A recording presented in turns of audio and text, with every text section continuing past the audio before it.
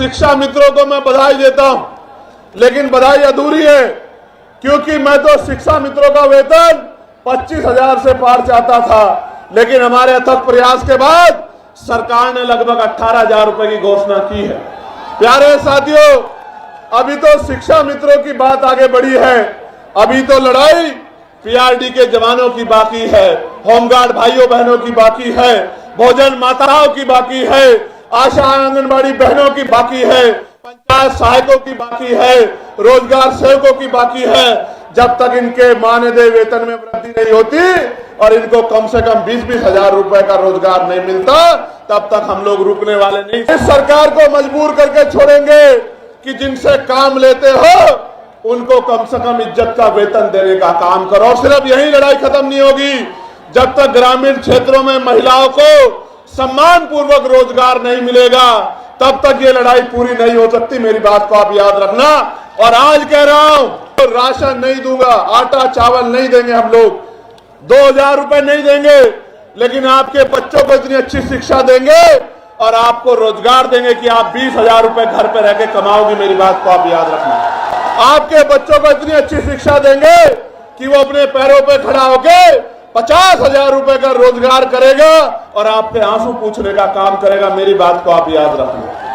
नगीना लोकसभा क्षेत्र से सांसद आजाद समाज पार्टी के संस्थापक चंद्रशेखर आजाद ने कहा कि उनकी पार्टी की ओर से प्रदेश के शिक्षा मित्रों की समस्याओं का निदान करने और वेतन बढ़ाने के लिए 2 साल पहले सदन में मांग को उठाया गया था, जिसे प्रदेश की सरकार ने वेतन में बढ़ोतरी कर अभी कुछ राहत देने का काम किया है।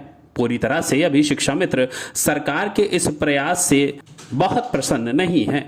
इसके लिए उनके द्वारा शिक्षा मित्रों की आर्थिक स्थिति को गंभीर बता नियमितीकरण करने की मांग भी की जा रही है। सांसद ने कहा कि सरकार ने शिक्षा मित्रों के मानदेय में वृद्धि को लेकर सकारात्मक रुख अपनाया है। प्रस्ताव पर विभागीय स्तर पर प्रक्रिया आगे बढ़ चुकी है, जिससे जल्द ही शिक्षा मित्रों को बढ़ा हुआ मानदेय मिलने का रास्ता भी साफ हो जाएगा। ये निर्णय न केवल शिक्षा मित्रों की आर्थिक स्थिति में सुधार लाएगा, बल्कि प्राथमिक शिक्षा व्यवस्था को भी मजबूती देगा। इनका कहना है कि लंबे समय से वो कम मानदेय में काम कर रहे थे, जिससे परिवार का भरण पोषण करना मुश्किल हो रहा था। बढ़ा हुआ वेतनमान मिलने से उन्हें राहत मिलेगी। वो और अधिक मनोयोग से बच्चों की शिक्षा में योगदान दे सकेंगे। शिक्षा मित्रों की समस्याओं का समाधान होने से प्राथमिक शिक्षा की गुणवत्ता पर सकारात्मक असर पड़ेगा। शिक्षक संतुष्ट होगा तो बच्चों का भविष्य भी बेहतर होगा। इस दौरान बोलते हुए नगीना सांसद चंद्रशेखर ने कहा कि अभी शिक्षा मित्रों की लड़ाई पूरी खत्म नहीं हुई है। हम उनकी लड़ाई आगे भी लड़ेंगे, लेकिन इसके अलावा हम पीआरडी जवानों, स्वास्थ्य सेवा के जुड़े हुए कर्मचारी और अन्य ऐसे कर्मचारी जो मानदेय से लेकर परमानेंट होने की अपनी मांग की लड़ाई लड़ रहे हैं, उनकी लड़ाई लड़ेंगे, आवाज उठाएंगे। शिक्षा मित्रों को मैं बधाई देता हूं, लेकिन बधाई अधूरी है, क्योंकि मैं तो शिक्षा मित्रों का वेतन 25,000 से पार चाहता था, लेकिन हमारे अथक प्रयास के बाद सरकार ने लगभग 18,000 रुपए की घोषणा की है।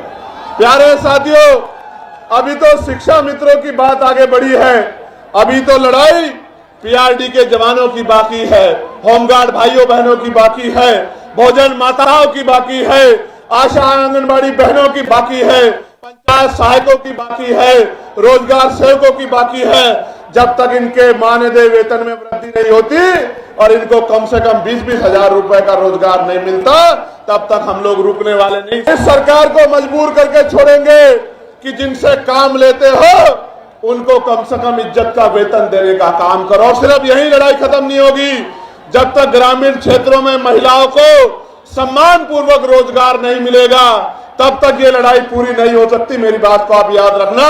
और आज कह रहा हूं, तो राशन नहीं दूंगा, आटा चावल नहीं देंगे, हम लोग 2,000 रुपए नहीं देंगे, लेकिन आपके बच्चों को इतनी अच्छी शिक्षा देंगे और आपको रोजगार देंगे कि आप 20,000 रुपए घर पे रह के कमाओगे। मेरी बात को आप याद रखना।